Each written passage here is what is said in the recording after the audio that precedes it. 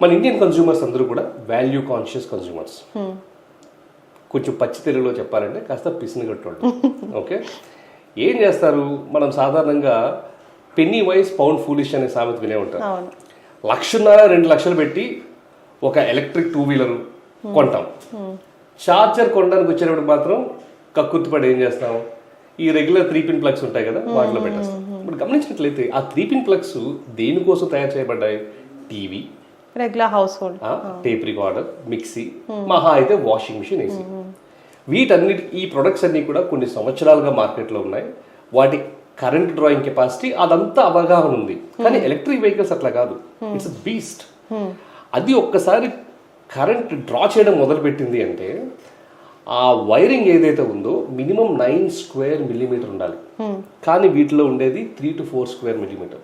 ఏమవుద్ది, ఇక్కడ డబ్బులు సేవ్ చేద్దామని చెప్పి వాళ్ళు అక్కడ పెడతారు. ఎప్పుడైతే ఆ వెహికల్ ఎనర్జీ ఎక్కువ లాగుద్దో ఆ ప్లగ్ పాయింట్స్ ఆ టెంపరేచర్స్ని తట్టుకోలేకపోవడం ఏమవుతుంది, మెల్ట్ అవుతాయి. మెల్ట్ అవ్వగానే ఏమవుతాయి, positive negative current short circuit.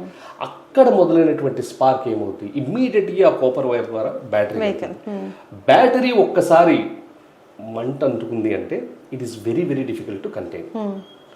ఎందుకు ఇదంతా చెప్తున్నానంటే పెన్నీ వైస్ పౌండ్ ఫులిష్.